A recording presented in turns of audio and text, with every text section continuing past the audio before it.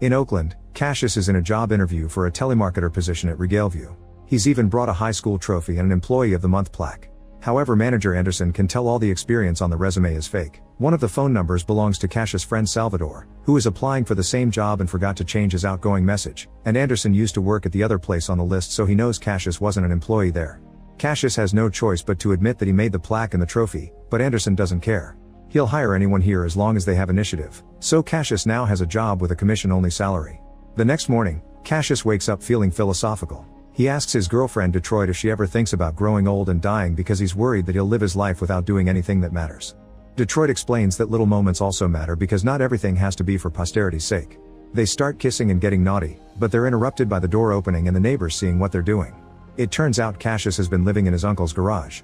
Then Cassius turns on the TV and watches an ad for Worry-Free. The company refers to itself as a new lifestyle model because the workers live in the factory, so they're provided beds and food.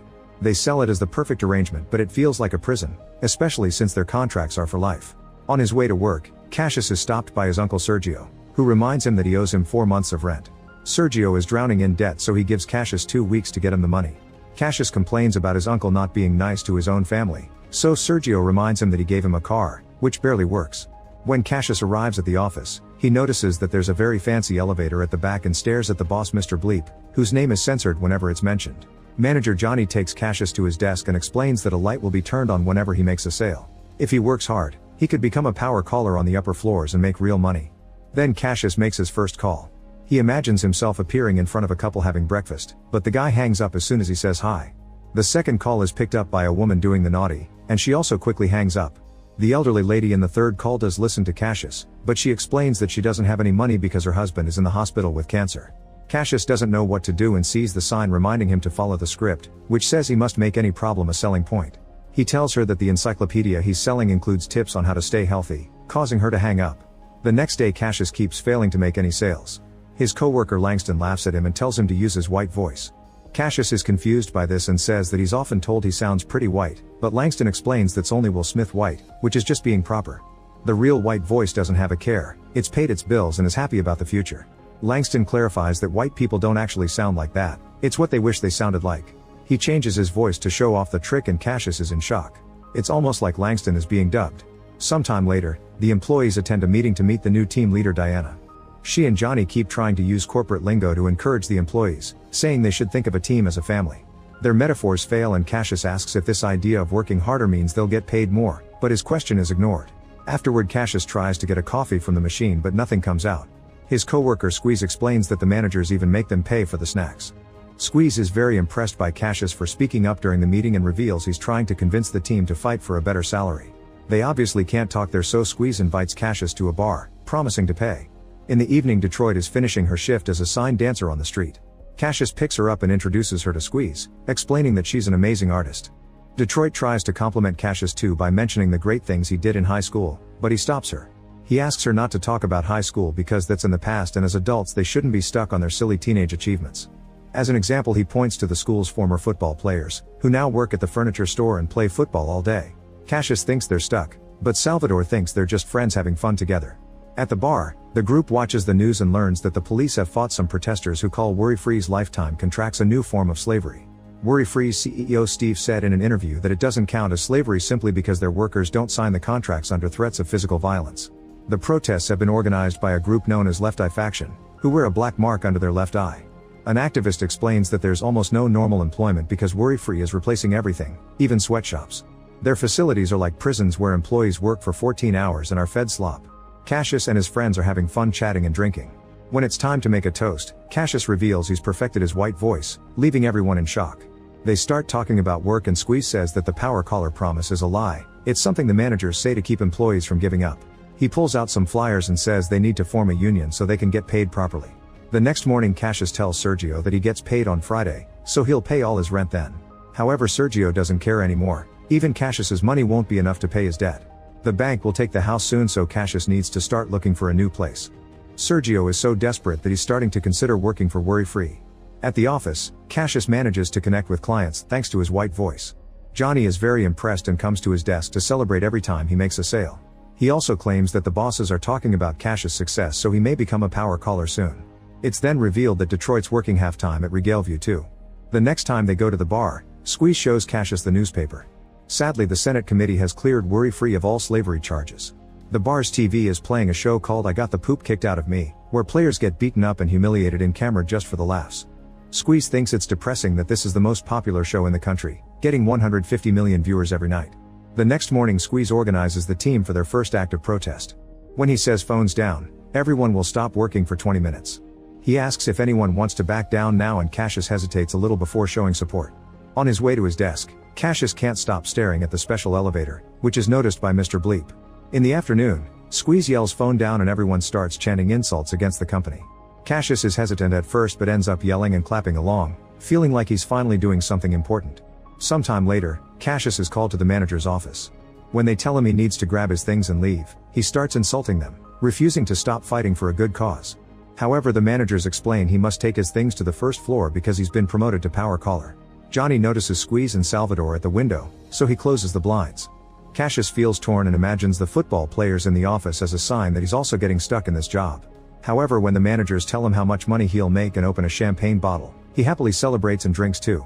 The next day, Cassius comes to work wearing the only suit he's got.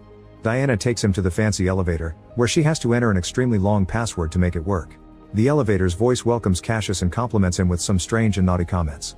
On the first floor, Cassius finally meets Mr. Bleep, who also uses a white voice and tells him they must always talk like this here. Mr. Bleep explains that they sell power in two forms, firepower and manpower. Cassius is horrified to realize that he'll be selling weapons and Worry-Free's workforce, which is essentially slavery. Thanks to those lifetime contracts, they don't have wages, so they can build cars for the cost of a bicycle. At first, Cassius is hesitant, but he quickly gets to work when he's told how much money he'll make. Meanwhile, an activist is vandalizing a Worry-Free sign on the street. Soon a man calls her out and she has to run away. When she's far enough, she takes off her disguise to reveal Detroit, who turns out to be part of Left Eye. Afterward, she goes to work and is visited by Squeeze, who also knows a few cool moves to do with the sign. He learned this in Los Angeles, where he helped sign twirlers to unionize too. Detroit shares that she uses her art to help the revolution, so Squeeze asks about her relationship with Cassius because he doesn't seem as radical as she is. She swears it's fine, but her answer is awkward. Then Squeeze notices a little paint on her cheek left by the left eye mark and offers to give her a ride, but she says Cassius will pick her up. Hours pass and Cassius is still at the office because he has to learn the new rules, products, and script. Detroit gets tired of waiting and has to call a friend to ask for a ride. When Cassius finally leaves the office, he goes to the gallery and apologizes to Detroit, explaining he's been promoted to power caller and he's only telling her now because he hadn't been sure if it was real. She asks what he sells now, but he quickly changes the subject to her art. While Detroit explains the message behind her pieces, Cassius doesn't really pay attention. He's so tired that he can only look at her cigarette. When she finally shares it with him, he feels more awake and can truly listen to her. The next day, Cassius finds Squeeze organizing the team again. He tells them that he's a power caller now, so he'll support his friends, but from the sidelines, mentioning Sergio's debt as a reason. Salvador calls him out for selling out and an argument ensues, although it's mostly compliments told passively aggressively. Langston has to stop them and Cassius rushes inside to ignore the protest. In his new fancy office, Cassius makes his first call and chats with an important Japanese businessman, imagining himself appearing in the bathroom with him. Using his white voice, Cassius explains that Worry-Free can build products for less money, and the businessman loves the idea of doubling up his market share to beat his competition. Moments later, Mr. Bleep announces that Cassius made a very important sale on his first day and they have a toast. Cassius shares his bad situation and asks if he can be paid now. Mr. Bleep is so happy about the deal that he agrees. After work, Cassius gives Sergio enough money to pay off his debt. Day after day he keeps making big business deals, so soon he has a fancy new car and his own apartment with beautiful furniture and decorations. One morning, Cassius turns on the TV and finds a news report about the strike at Regaleview. All his friends are protesting outside and not letting anyone enter the building. Regaleview is tired of this, so it's hired a security company that will violently push the protesters to help the power callers get to work. When Detroit wakes up, Cassius talks to her in his white voice. She calls him out and he apologizes, saying he did it without thinking. Detroit thinks that's a bad sign and says she can't do this anymore. Cassius has been going to work in the middle of the protest, and Detroit thinks he's betraying the cause and his friends. An argument ensues and they end up fighting over the covers. After falling off the bed, Cassius says he wanted a good job to be more interesting for her. However, Detroit explains she already liked the old Cassius and if today he crosses the picket line, their relationship is over. Outside the building, Cassius and the other power callers are surrounded by the guards, who start beating up the protesters to open the way. Cassius ends up crossing the picket line anyway. In the evening, Mr. Bleep has another celebration for Cassius because he's been having lots of successful sales. Afterward he drives by Detroit's gallery, but decides not to visit her since they aren't together anymore. The next day, the guards beat the protesters to open the way again. Cassius tries to move fast, but an activist manages to hit him in the head with a soda can. Instead of going home, Cassius gets a bandage and keeps working. Mr. Bleep is so impressed that he invites him to a party thrown by CEO Steve, and Cassius promises to go later because he has another event first. In the evening, Cassius goes to the opening of Detroit's gallery, and she overhears her using her white voice to sell her work. He tries to compliment her art, but she can't stand being with his current self. Then Salvador calls Cassius a sellout and reveals that the video of him getting hit by the can has gone viral.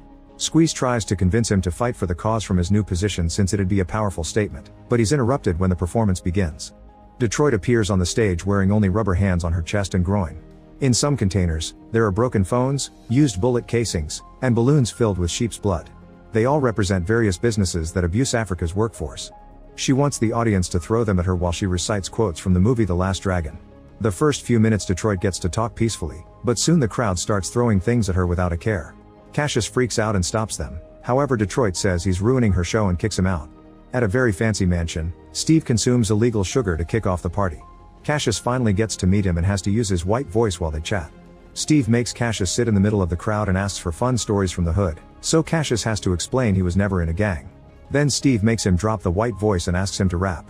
Cassius says he can't, but Steve refuses to believe that a black guy can't rap and keeps asking, causing the crowd to chant the request too. Folding under pressure, Cassius tries to make up a few rhymes, but they're all silly and the crowd is bored. Desperate to impress them, Cassius starts repeating the N-word with lots of energy, and the guests are happy to sing along. Afterward the party turns naughty, but Cassius refuses to join the pile of naked strangers. Mr. Bleep finds him alone in a room and tells him that Steve wants to see him in private. Cassius goes to Steve's office and consumes some illegal sugar from a horse plate. Steve has a big business offer to make and wants Cassius to watch a movie explaining it, however Cassius needs to go to the bathroom first. In the corridor, Cassius enters the wrong door. He finds a strange room and just one stall with a voice asking for help. When this voice says he's in great pain, Cassius opens the stall and is horrified to see a humanoid horse with a huge member falling out. The creature begs for mercy and Cassius steps away, only to bump into more horses behind curtains also asking for help since they're all in chains and in pain. A terrified Cassius runs back to the corridor and bumps into Steve, who is holding a gun. Since Cassius has peed his pants, Steve takes him back to his office and plays the movie to explain what happened. Using stop-motion animation, the video tells the story of how humans evolved to use tools. Humanity is always inventing new tools, but labor continues to be limited because of the body's shortcomings. That's why Worry-Free has developed a chemical that can make people more efficient, durable, stronger, and therefore more profitable. This chemical transforms humans into horse-like creatures called equisapiens and looks like sugar. Seeing this, Cassius freaks out because he thinks Steve made him consume that chemical. However, Steve assures him that he only gave him recreational sugar. He explains that they're making millions of equisapiens, which means they'll have their own society and culture soon. The company wants to prevent a union or rebellion, so they want one of their employees inside to keep things under control. Steve will pay Cassius $100 million if he agrees to be the equisapien leader for 5 years, and at the end he'll get an antidote to be human again. However, Cassius thinks it crosses a line and money won't change his mind this time. The next morning, Cassius finds an article talking against Worry-Free. He looks for his cell phone but he can't find it, so he uses his landline to call the newspaper and tells the journalists about the horse experiments, but nobody believes such a crazy story. When he turns on the TV, he discovers that a host is teaching kids how to make a wig that represents the can incident. Later at the doctor's office, he hears on the news that the activist who threw the can at him now has a contract with the soda brand. Cassius asks the doctor if he's becoming a horse by showing him his member, and the doctor kicks him out. At his apartment, Cassius asks Detroit the same question, but she says his member is the same size. She also complains because he tried to call her last night, so Cassius reveals he lost his phone. Detroit shares that she received a video message from his number that she didn't open because she thought it was dirty, so they watch it together now. It turns out his phone fell when he ran from the horse and accidentally video called Detroit. It recorded the equisapiens, the scientists injecting them with sedatives, and Steve threatening to turn them into glue. Afterward, Cassius and Detroit get naughty, although Detroit warns him that this is just a fling and they can't get back together. Cassius swears he's changed and he won't be a power caller again, yet this isn't enough for her. After Cassius falls asleep, Detroit sneaks out to prepare a new plan with the left eye. The next morning, a statue appears in front of Steve's mansion showing a man getting dirty with a horse. A sign says Worry-Free is turning workers into horses, but people think it's a metaphor. Meanwhile, Cassius goes for a walk around the neighborhood, but people keep mocking him for the viral video and even throw drinks at him. The humiliation gives Cassius an idea. The next day, a new soda ad shows the activist kissing an actor playing Cassius. When the I Got the Poop Kicked Out of Me show begins, Cassius appears as the new player. He agreed to participate in exchange for playing his video, but first he has to go through several painful and humiliating games. After he gets beaten up and covered in poop, the show finally plays the video of the Equisapiens. For the next few days, Cassius appears in multiple serious shows to warn people about worry-free. Unfortunately, the world is corrupt and Steve is seen as a genius for helping the economy with more efficient labor, causing worry-free stocks to skyrocket. One afternoon, Cassius meets with Squeeze and Salvador. He apologizes for betraying them and promises to fight with them from now on. He also expresses his frustration because nobody is taking his warning seriously, so they need to stop the power callers from crossing the picket line tomorrow to get a win on TV. When they look out the window, they notice that all the kids are wearing wigs for Halloween. Cassius spends the rest of his day planning. He contacts the football players and moves Detroit's sculptures. By looking at the video, he learns the password to Steve's lock and sneaks inside the mansion. The next day the protesters are using the wigs to reclaim their meaning. The guards start beating them up to open their way, only to crash into Detroit's disguised statues. Once the guards are weak, the football players finish taking them down, causing the power callers to walk away. The protesters celebrate their victory, but sadly they're interrupted when backup arrives. Chaos takes over the street as the guards beat everyone up and even use gas. Cassius rushes to hide with his friends and calls his own backup, but at that moment a guard knocks him out. When Cassius wakes up, he's inside the guard's van. He looks out the window and discovers that guards are still brutally beating up the protesters. However, the fight takes a turn when the Equisapiens show up. It turns out Cassius freed them in exchange for their help. Using their enhanced bodies, the Equisapiens easily defeat the guards and break the van door open to release Cassius. When a company helicopter appears with a searching light, the Equisapiens have no choice but to run away. The protesters still consider this a win and Detroit is so impressed by Cassius' plan that she gets back together with him. Afterward, Cassius moves back to his uncle's garage, but he keeps the nice furniture in his car. With his last money, he buys a nice car for Salvador as an apology for his betrayal. When Detroit comes to see him, their romantic moment is interrupted by overwhelming pain. Cassius looks up to discover that he's turning into an Equisapien after all. Sometime later, Steve hears the doorbell. When he checks the cameras, he's horrified to discover that Cassius is